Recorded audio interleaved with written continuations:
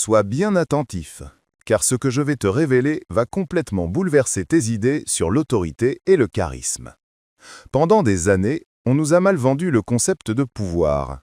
À l'ère de TikTok, de Twitter et des Reels qui explosent, on dirait que celui qui l'emporte est celui qui crie le plus fort, qui réagit avec excès ou qui se fait le plus remarquer.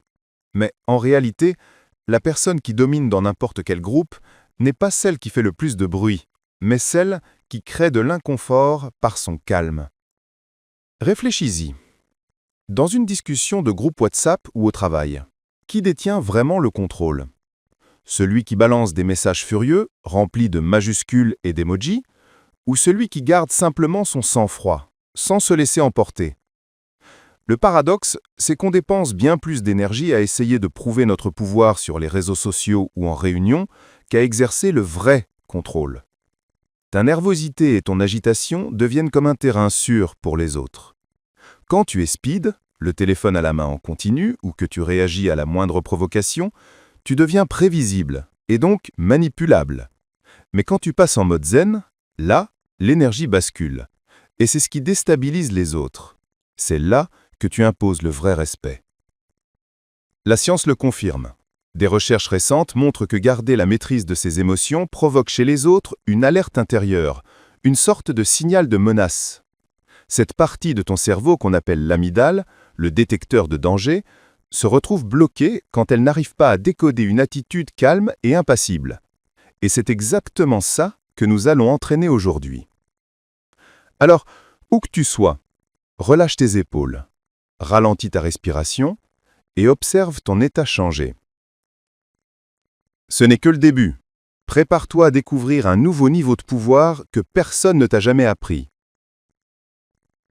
Chapitre 1. Pirater ton cerveau pour atteindre la sérénité absolue. Ton cerveau n'est pas aussi moderne que tu le crois. Il fonctionne encore avec un système d'exploitation du Pléistocène, programmé pour survivre aux prédateurs, pas pour répondre à des mails à minuit, ni pour gérer 3 groupes Slack en même temps. La bonne nouvelle, c'est que tu peux toi-même mettre à jour ce logiciel. Quand tu parviens à atteindre une véritable sérénité, quelque chose de puissant se produit dans ton cortex préfrontal, la zone qui planifie, prend des décisions et contrôle les impulsions. C'est comme passer d'un vieux Wi-Fi qui rame et saute tout le temps à une connexion 5G ultra rapide, stable et constante.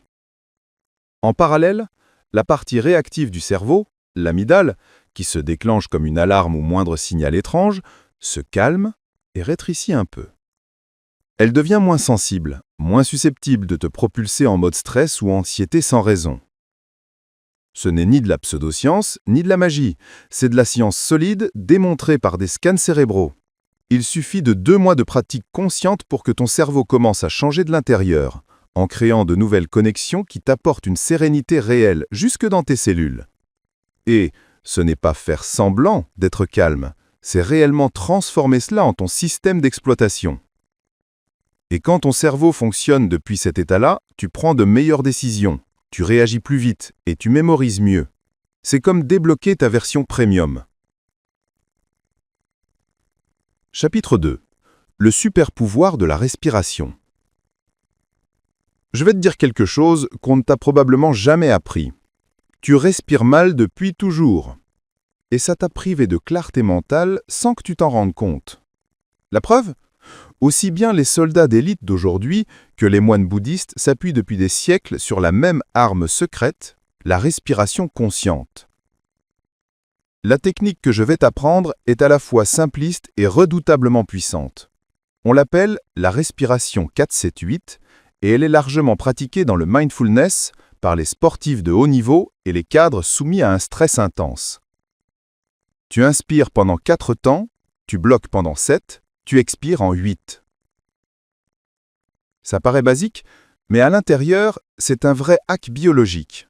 Ton nerf vague active littéralement le mode avion du stress.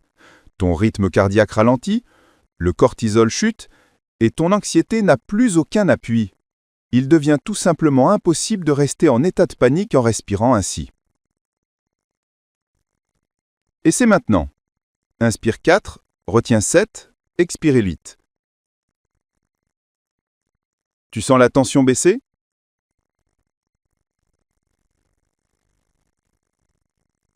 Tu peux utiliser cette technique en pleine réunion, en visioconférence, juste avant de répondre à un mail délicat ou quand tu sens arriver le burn-out. Personne ne remarquera que tu actives ton bouton secret de réinitialisation. Chapitre 3. Contrôle uniquement ce que tu peux. Imagine être le PDG d'une multinationale avec des millions d'utilisateurs, des actionnaires qui mettent la pression, une concurrence acharnée et les réseaux sociaux en feu avec des critiques tous les jours. Maintenant, réfléchis. Est-ce que ta boîte Gmail est vraiment si dramatique que ça? Voilà. Marc Aurèle, il y a près de 2000 ans, commençait déjà ses journées en écrivant sur une seule chose, garder son calme. Pas sur la conquête de territoire ou l'accumulation de disciples, mais sur le fait de ne pas perdre la tête en cours de route. Les stoïciens avaient découvert bien avant tout le monde ce que la psychologie cognitive confirme aujourd'hui. Tu ne contrôles qu'une seule chose, ta réaction. Le reste, c'est juste du bruit. L'algorithme, la vie des autres sur Twitter, les embouteillages du lundi matin ou même si ton équipe gagne la Ligue des Champions, rien de tout ça ne dépend de toi. La prochaine fois que tu sens l'anxiété monter, demande-toi « Est-ce que c'est entre mes mains ?» Si oui, agis. Sinon, lâche prise. C'est aussi simple que ça. Chapitre 4. Le silence qui dérange. On vit dans une culture qui déteste le silence. Regarde n'importe quelle réunion sur Zoom. Dès qu'il y a plus de 3 secondes de pause, quelqu'un s'empresse de combler le vide avec un « Vous m'entendez ?» ou un petit rire gêné. Pourtant, le silence est une arme puissante. Si tu attends quelques secondes avant de répondre, tu forces l'autre à en dévoiler plus qu'il ne voulait. Ce calme inspire de la confiance. Seuls ceux qui doutent se sentent obligés de se précipiter pour parler, pas toi. Et voici une astuce en plus. Ralentis le rythme. Parle 30% plus lentement que d'habitude. En psychologie, on appelle ça la charge de traitement. Les gens doivent faire plus d'efforts pour assimiler ce que tu dis et donc ils y prêtent plus d'attention. Tes mots prennent instantanément plus de poids. Chapitre 5. Le corps parle pour toi. Ta posture, c'est comme ta photo de profil dans la vraie vie. Elle en dit beaucoup plus que tu ne le crois. Inutile de combler l'espace avec des gestes théâtraux ou de faire des poses de super-héros devant le miroir. Le vrai pouvoir réside dans l'immobilité maîtrisée. Observe les personnes que tu admires ou les influenceurs qui réussissent, ils ne gesticulent pas dans tous les sens. Ils ne regardent pas nerveusement leur téléphone. Ils sont posés, respirent avec contrôle, leurs gestes sont mesurés. Penche légèrement la tête à environ 10 degrés. Tu démontres à la fois intérêt et assurance. C'est un signe subtil qui active automatiquement la reconnaissance d'un statut dominant chez n'importe qui. C'est un langage plus ancien que les mots. Et tes mains, ne les cache pas, mais ne les agite pas non plus sans raison. Des mains visibles et calmes inspirent de la confiance, tandis que des mains agitées dévoilent ton insécurité. C'est un langage non verbal qui transmet la force sans aucun effort. Tu es littéralement en train de reprogrammer ton corps. Chapitre 6. Deviens l'œil du cyclone. Imagine être la personne vers qui tout le monde se tourne en plein débat enflammé ou au cœur d'un chaos numérique, non pas parce que tu cries plus fort ou que tu manipules la conversation, mais grâce au pouvoir de ta sérénité. Que ce soit sur les réseaux sociaux ou au bureau, le leadership émotionnel est la ressource la plus précieuse. Les groupes ne suivent pas celui qui parle le plus fort, mais celui qui inspire confiance et maîtrise intérieure. Quand la tension monte, que les opinions s'affrontent ou que le stress s'installe, tous finissent par chercher celui qui reste calme et canalise l'ambiance. Ce n'est pas manipuler les émotions des autres pour en tirer profit, mais assumer une responsabilité réelle. Maîtriser ton état émotionnel crée un espace de sécurité où les autres trouvent à leur tour le leur. Tu deviens le centre de gravité, l'épicentre tranquille où les tempêtes s'apaisent. L'œil du cyclone. Chapitre 7. Entraîne ta confiance jusqu'à ce qu'elle devienne réelle. La confiance en soi n'est pas un don inné, c'est une habitude qu'on peut entraîner. Et voici ce qui est fascinant. Ton cerveau ne sait pas distinguer une confiance réelle d'une confiance simulée. Il active exactement les mêmes circuits chimiques. Autrement dit, Tu peux apprendre à ton esprit à se sentir confiant, même si au départ tu fais seulement semblant. Chaque matin, avant de te plonger dans le bruit des réseaux ou la pression de ta journée, place-toi face à un miroir et soutiens ton propre regard pendant 30 secondes. Ça paraît simple, voire un peu ridicule, mais la majorité des gens n'arrivent pas à tenir 10 secondes sans détourner les yeux. Ce n'est pas un exercice de vanité, mais de reprogrammation mentale. Tu apprends à ton système nerveux qu'un regard direct est signe de sécurité, pas de danger. Si tu le fais tous les jours pendant 2 semaines, tu verras ta façon de communiquer et d'entrer en contact avec les autres se transformer. Chapitre 8. L'aïkido émotionnel. Pense à l'aïkido, cet art martial japonais qui ne consiste pas à se battre, mais à utiliser l'énergie de l'adversaire pour la neutraliser sans le blesser. Maintenant, applique cette idée à tes émotions et à celles des autres. Tes propres émotions ne sont pas l'ennemi. Au contraire, elles deviennent une force si tu apprends à les canaliser. Et celles des autres, surtout les plus intenses comme la colère ou la frustration, peuvent devenir des opportunités.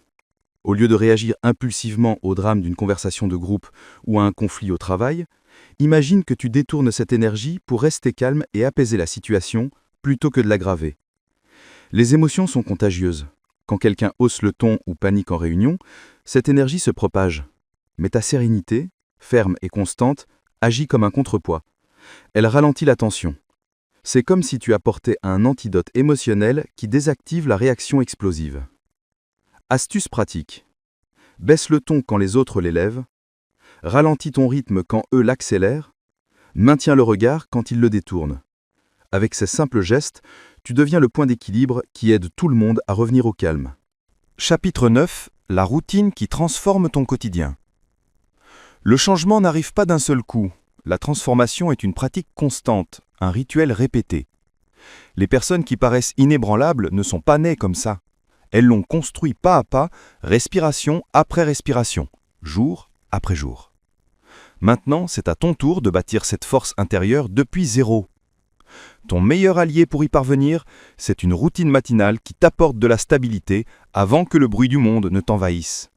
Réserve au moins les 20 premières minutes de la journée rien que pour toi. Sans téléphone, sans réseaux sociaux, sans actualité toxique qui sature ton esprit. Voici un plan simple. 3 minutes de respiration consciente. Par exemple, la technique 4-7-8. 5 minutes d'étirements posturaux pour réinitialiser ton corps. Même de simples rotations d'épaules ou un redressement du dos devant le bureau suffisent. 7 minutes de visualisation. Imagine-toi affronter la journée avec calme et maîtrise. Visualise chaque obstacle surmonté avec sérénité, comme si tu visionnais ta meilleure version au ralenti. Ton cerveau ne fait pas la différence entre vivre et imaginer, donc tu l'entraînes au succès réel. Ne complique pas les choses en cherchant à être parfait. Le secret, c'est de commencer petit. Une respiration, 1 minute, une seule matinée. Beaucoup échouent parce qu'ils veulent bouleverser toute leur vie d'un coup. Toi, tu vas faire l'inverse. Changer le minimum pour transformer le maximum. Ta seule mission, compter combien de fois aujourd'hui tu choisis le calme plutôt que le chaos. Pas besoin d'être parfait, mais de progresser un peu plus qu'hier. Au bout de 2 semaines, tu ressentiras déjà le changement. Après 1 mois, les autres commenceront à le voir. Au bout de 8 semaines, ton cerveau aura reconfiguré ses connexions pour maintenir ce calme. Et dans 3 mois, tu seras une nouvelle personne. Conclusion.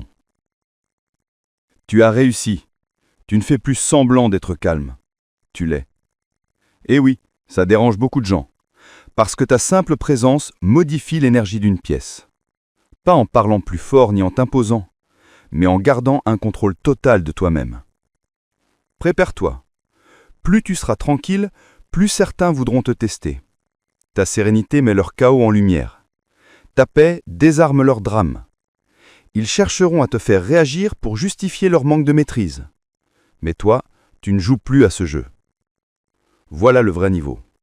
Ne plus avoir besoin de validation, ni d'approbation, ni même de réaction de qui que ce soit. Ta sérénité est désormais une ressource contagieuse, un cadeau qui stabilise le groupe, que ce soit en réunion, dans un chat entre amis ou lors d'un repas de famille. Attention, ça ne s'arrête pas là. Chaque jour, chaque choix, Chaque micro-décision renforce ou affaiblit ton calme. C'est un entraînement à vie, comme aller à la salle, mais pour ton système nerveux. Alors, je te laisse avec une question. Quelle a été la dernière fois où ton calme a déstabilisé quelqu'un?